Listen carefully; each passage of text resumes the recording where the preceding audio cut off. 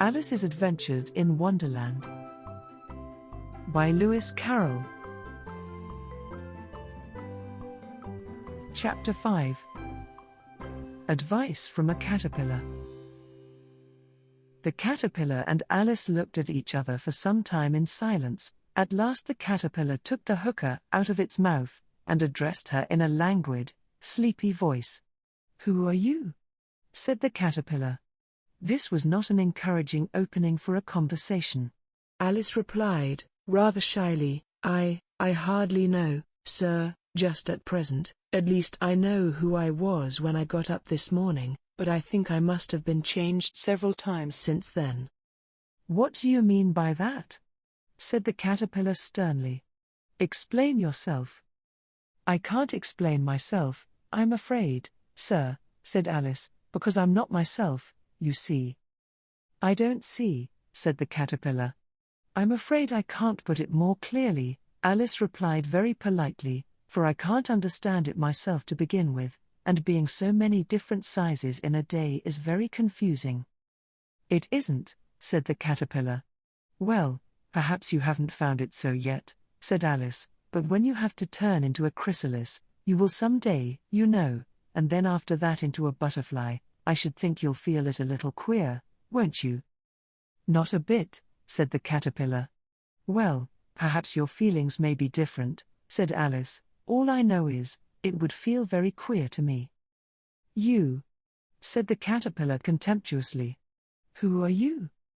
Which brought them back again to the beginning of the conversation. Alice felt a little irritated at the caterpillar's making such very short remarks, and she drew herself up and said, very gravely, "I think you ought to tell me who you are, first." "Why?" said the caterpillar. Here was another puzzling question, and as Alice could not think of any good reason, and as the caterpillar seemed to be in a very unpleasant state of mind, she turned away. "Come back," the caterpillar called after her. "I've something important to say." This sounded promising. Certainly, Alice turned and came back again. "Keep your temper," said the caterpillar. "Is that all?" said Alice, swallowing down her anger as well as she could. "No," said the caterpillar. Alice thought she might as well wait, as she had nothing else to do, and perhaps after all it might tell her something worth hearing. For some minutes it puffed away without speaking, but at last it unfolded its arms, took the hookah out of its mouth again, and said, "So you think you're changed, do you?" "I'm afraid I am, sir," said Alice. "I can't remember things as I used, and I don't keep the same size for 10 minutes together." "Can't remember what things?" said the caterpillar. "Well, I've tried to say how doth the little busy bee, but it all came different," Alice replied in a very melancholy voice. "Repeat, you are old, Father William," said the caterpillar. Alice folded her hands, and began. "You are old, Father William," the young man said, "and your hair has become very white, and yet you incessantly stand on your head. Do you think, at your age, it is right?" "In my youth," Father William replied to his son, "I feared it might injure the brain, but, now that I'm perfectly sure I have none, why, I do it again and again." "You are old," said the youth, "as I mentioned before, and have grown most uncommonly fat, yet you turned a back somersault in at the door. Pray, what is the reason of that?" "In my youth," said the sage, as he shook his grey locks, "I kept all my limbs very supple by the use of this ointment, 1 shilling the box. Allow me to sell you a couple." "You are old," said the youth, "and your jaws are too weak for anything tougher than suet, yet you finished the goose, with the bones and the beak. Pray, how did you manage to do it?" "In my youth," said his father, "I took to the law, and argued each case with my wife, and the muscular strength, which it gave to my jaw, has lasted the rest of my life." "You are old," said the youth, "one would hardly suppose that your eye was as steady as ever, yet you balanced an eel on the end of your nose. What made you so awfully clever?" "I have answered 3 questions, and that is enough," said his father. "Don't give yourself airs. Do you think I can listen all day to such stuff? Be off, or I'll kick you downstairs." "That is not said right," said the caterpillar. Not quite right, I'm afraid, said Alice, timidly. Some of the words have got altered. It is wrong from beginning to end, said the caterpillar decidedly, and there was silence for some minutes. The caterpillar was the first to speak. What size do you want to be? It asked. Oh, I'm not particular as to size, Alice hastily replied, only one doesn't like changing so often, you know. I don't know, said the caterpillar. Alice said nothing. She had never been so much contradicted in her life before, and she felt that she was losing her temper. Are you content now? Said the caterpillar. Well, I should like to be a little larger, sir, if you wouldn't mind, said Alice. 3 inches is such a wretched height to be. It is a very good height indeed, said the caterpillar angrily, rearing itself upright as it spoke. It was exactly 3 inches high. But I'm not used to it, pleaded poor Alice in a piteous tone. And she thought of herself, I wish the creatures wouldn't be so easily offended. You'll get used to it in time, said the caterpillar, and it put the hookah into its mouth and began smoking again. This time Alice waited patiently until it chose to speak again. In a minute or two the caterpillar took the hookah out of its mouth and yawned once or twice, and shook itself. Then it got down off the mushroom, and crawled away in the grass, merely remarking as it went, one side will make you grow taller, and the other side will make you grow shorter. One side of what? The other side of what? Thought Alice to herself. Of the mushroom, said the caterpillar, just as if she had asked it aloud, and in another moment it was out of sight. Alice remained looking thoughtfully at the mushroom for a minute, trying to make out which were the 2 sides of it, and as it was perfectly round, she found this a very difficult question. However, at last she stretched her arms round it as far as they would go, and broke off a bit of the edge with each hand. And now which is which? She said to herself, and nibbled a little of the right-hand bit to try the effect. The next moment she felt a violent blow underneath her chin. It had struck her foot. She was a good deal frightened by this very sudden change, but she felt that there was no time to be lost, as she was shrinking rapidly, so she set to work at once to eat some of the other bit. Her chin was pressed so closely against her foot that there was hardly room to open her mouth, but she did it at last, and managed to swallow a morsel of the left-hand bit.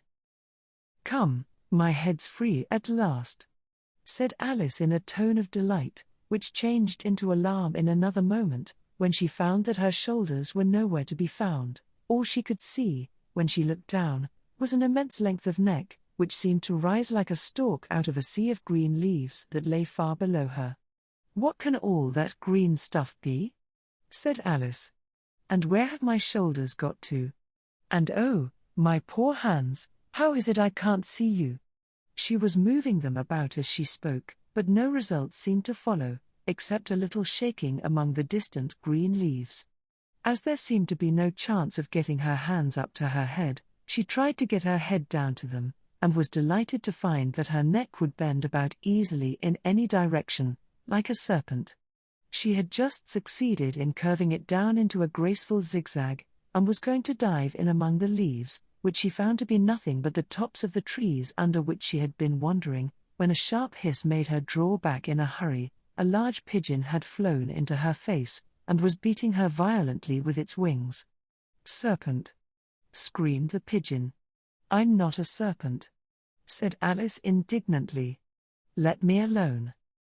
Serpent, I say again, repeated the pigeon, but in a more subdued tone, and added with a kind of sob, I've tried every way, and nothing seems to suit them. I haven't the least idea what you're talking about, said Alice. I've tried the roots of trees, and I've tried banks, and I've tried hedges, the pigeon went on, without attending to her, but those serpents.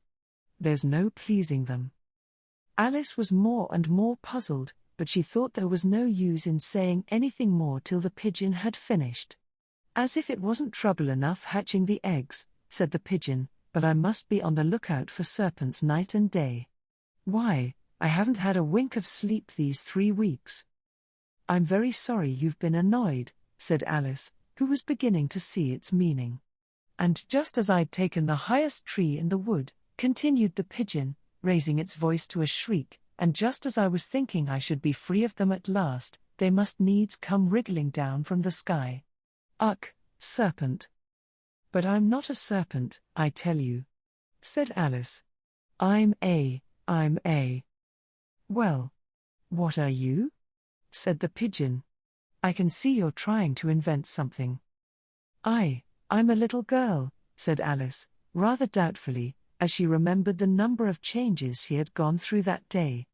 A likely story indeed, said the pigeon in a tone of the deepest contempt. I've seen a good many little girls in my time, but never one with such a neck as that. No. You're a serpent, and there's no use denying it. I suppose you'll be telling me next that you never tasted an egg.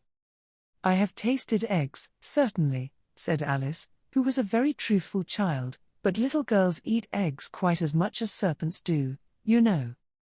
I don't believe it, said the pigeon, but if they do, why then they're a kind of serpent, that's all I can say.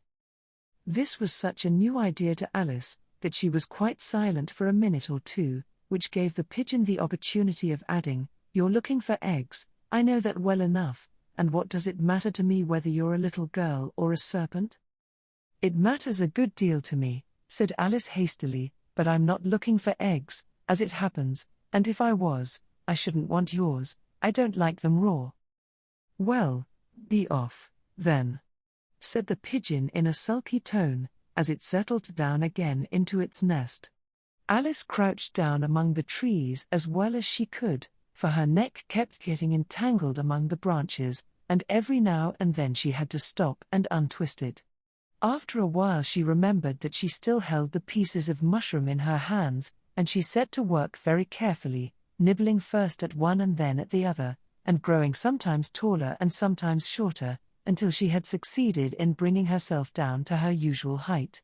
It was so long since she had been anything near the right size, that it felt quite strange at first, but she got used to it in a few minutes, and began talking to herself, as usual. Come, there's half my plan done now. How puzzling all these changes are. I'm never sure what I'm going to be, from one minute to another. However, I've got back to my right size. The next thing is, to get into that beautiful garden. How is that to be done, I wonder? As she said this, she came suddenly upon an open place, with a little house in it about 4 feet high. Whoever lives there, thought Alice, it'll never do to come upon them this size, why, I should frighten them out of their wits. So she began nibbling at the right-hand bit again, and did not venture to go near the house till she had brought herself down to 9 inches high.